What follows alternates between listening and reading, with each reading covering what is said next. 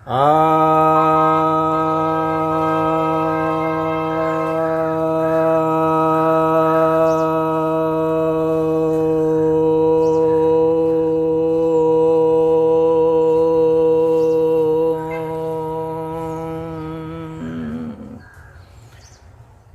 भक्तजनों को सप्रेम नमन। भक्तों, एक जिज्ञासा आई है कि मस्तिष्क को कैसे शून्य किया जाए। असल में यह जो जिज्ञासा है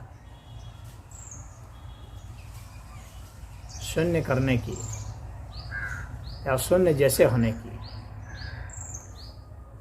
इसी को तो समाधि कहा जाता है।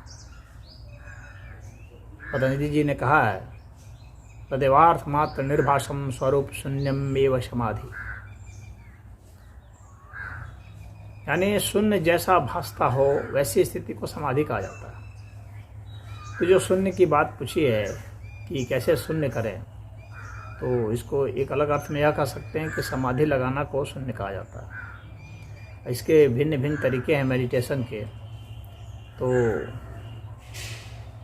उसको भी मैंने कई जगह बताया है। यहाँ पर बहुत संक्षेप में छोटा सा इंट्रोडक्शन दे देता हूँ, जिससे कि आप अपने मस्तिष्क को शून्य जैसा बना सकते हैं। विचार शून्य कर देना, संस्कार शून्य कर देना, चित्र शून्य कर देना ही वास्तव में मस्तिष्क शून्य करने की बात है। अपने को अनुभूति शून्य कर देना। जिस तरह के संस्कार की अनुभूति है, इंद्रियों के द्वारा जो भी संस्कार आते हैं, चित्र आते हैं आँखों के जरिए, गंध आती हैं नाक के जरिए, और ध्वनि कान के जरिए, स्वाद जीभ के जरिए, स्पर्श त्वचा के जरिए, इन सब की जो अनुभूतियां हैं और जिनके संस्कार बने हुए हैं, इन सबको शून्य कर देना ही वास्तव में मस्तिष्क शून्य कर देना। और जो विचार अपने दिमाग में बन रहे हैं, तो अब इन्हें शून्य कैसे किया जाएगा? तो इसके लिए आपको ध्यान अवस्था में बैठना पड़ता है। यदि आप ध्यान में बैठ सकते हैं, पहली बात तो यह है कि आपको ध्यान में बैठ कर के दुख और दर्द, इनके भी जो कर्म संस्कार हैं और इनकी भी जो अनुभूति है, उसे भी आपको शून्य करना पड़ता है। तो वो यथार्थ में समाधि जैसी स्थिति आएगी, शून्य जैसी स्थिति होगी। जब आप बैठते हैं स्थिर भाव से, हिलते डुलते नहीं, विचार तब ज़्यादा बनते हैं जब आप हिलते डुलते हैं। और जब आप स्थिर होते हैं और सेंटर ऑफ ग्रेविटी ठीक आपके नाभि से होते हुए आपको जाती है,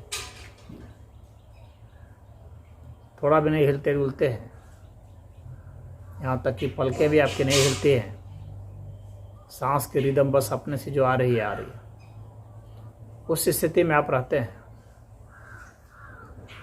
और श्वास प्रश्वास पर ध्यान लगाते लगाते, विचार पर ध्यान लगाते लगाते विचार शून्यता की ओर आप चल पड़ते हैं। कैसे? आपको सूक्ष्म विचारों की ओर जाना है। विचार कैसे बनते हैं उस प्रक्रिया में जाना है। कहाँ बन रहे हैं उस स्थान पर आपको जाना है, वहाँ ट्रेस करना है आपको। तो श्वास प्रश्वास पर आपको ध्यान लगाना है, यानी श्वास प्रश्वास को अनुभूत करते हुए, और फिर विचार प्रक्रिया कहाँ है, कैसे विचार बन रहे हैं, वहाँ तक आपको जाना पड़ेगा। जो आप वहाँ तक जाते हैं तो वहाँ आपको शून्यता मालूम पड़ेगी।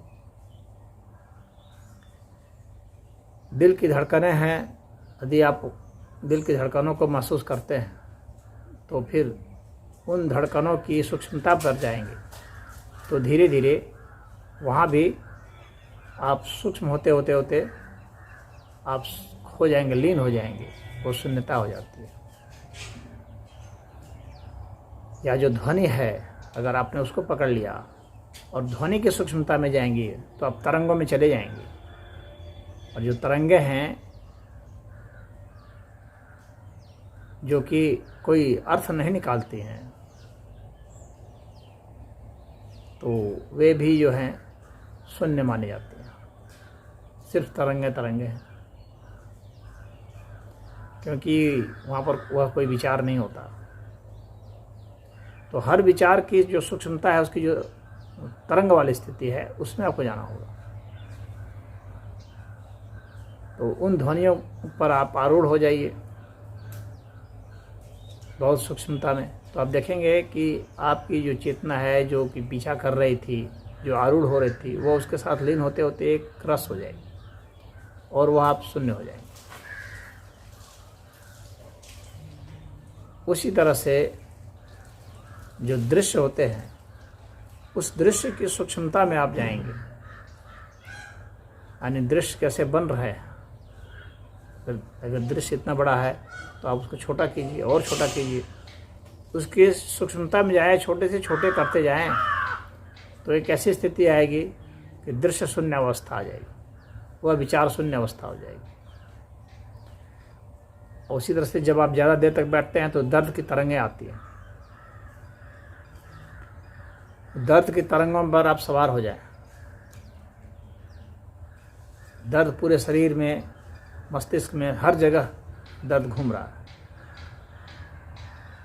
उसकी तरंगें फैलती जाएंगी, चिंगारी फूटने लगेगी।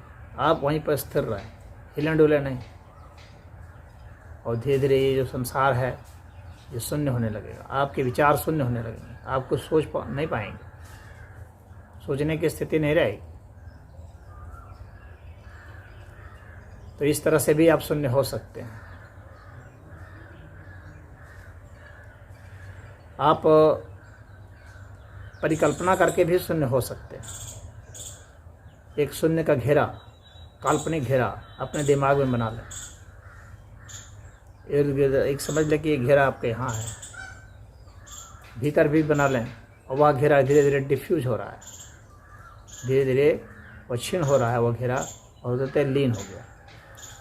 उस कल्पना में आप लीन हो जाएंगे, वह भी आपको शून्यता का एहसास दिलाएगा। उसी तरह से यदि चुंबकीय धारा प्रवाहित हो जाए बहुत तेज, तो भी विचार छिन्न भिन्न हो जाते हैं और शून्यता का बोध होता है। या बहुत तेज गति से आपको घुमा दिया जाए, जैसे बड़े बड़े चरखे में बहुत तेज गति से घुमा दिया जाए, तो वहाँ भी आपको शून्यता का एहसास होगा। जब बहुत तेज गति से भार शून्यता का एहसास होता है, तो वहाँ भी विचार शून्यता आने लगती है। तो इस तरीके से आप बहुत तरीके से कर सकते हैं। कुछ लोग तो विचार शून्यता के लिए मादक द्रव्यों का भी प्रयोग करते हैं, क्योंकि वे भी विचार पर प्रभाव डालते हैं। जैसे LSD जो है, बताया जाता है 5 मिलीग्राम LSD खा लेने से भी विचार शून्यता होती है और मस्तिष्क शून्य होने लगता है। तो मादक द्रव्य का जो एंजॉयमेंट है वो इसीलिए है कि विचार में हल्कापन आ जाना, विचार के पर नियंत्रण खो बैठना, और विचार का लहराने लग जाना, फिर अंत में विचार नहीं बनने लग जाना, वही विचार शून्यता है। तो ये अत्यधिक रसायन के प्रयोग से भी हो जाता है, परंतु वह स्वास्थ्य के लिए अच्छा नहीं माना जाता। जब आप ध्यान में बैठेंगे तो आपके भीतर जो ऊर्जा है, ऊष्मा है, वह विभिन्न जो ऊर्जा गति है शरीर में, आपको उसका भी एहसास होगा, और वह ऊर्जा आपको अपनी सूक्ष्मता में उसकी अगर आप प्रवेश करने में समर्थ हुए, आप सिर्फ अपने नोट कीजिए आपके भीतर की शक्ति को, अपने भीतर की गर्मी को, अपने भीतर की हलचलों को, और उसकी सूक्ष्मता में जाएंगे तो वहाँ भी धीरे धीरे आपको शून्यता का एहसास होने लगेगा। कहने का तात्पर्य है कि जितना ज़्यादा आप सूक्ष्मता में अध्ययन करते हैं उतना ज़्यादा आप शून्यता में जाते हैं। यदि आपके में भाव का अतिरेक होने लगे, किसी भी भाव का, जैसे भक्ति में होता है, तो भाव के अतिरेक में जब भाव बहुत ज़्यादा बढ़ जाए, आप एक साथ ही हंसने और रोने दोनों के भाव में आ जाएं एक साथ ही, जो दो विपरीत भाव होते हैं, तो वहाँ पर भी शून्यता आती है। तो इस तरह से आप शून्यता का एहसास कर सकते हैं। तो प्रैक्टिकल आप अपने यहाँ कर सकते हैं। और एक है कि यदि आप अपने श्वास प्रश्वास को धीमा करते जाएं, अधिक से अधिक धीमा, कि आपको श्वास प्रश्वास का भी एहसास होना बंद हो जाए, तो आप में शून्यता आ जाएगी। तो श्वास प्रश्वास जितनी धीमी आप कर सकते हैं, धीमी से धीमी, लंबी से लंबी आपकी पर मिनट जो है श्वास की संख्या बहुत ही कम हो जाए, तो भी आप में शून्यता आ जाएगी। तो इस तरह से शून्यता के बारे में जो कहा जाता है कि मस्तिष्क शून्य हो गया, तो आपको उसका एहसास हो जाता है।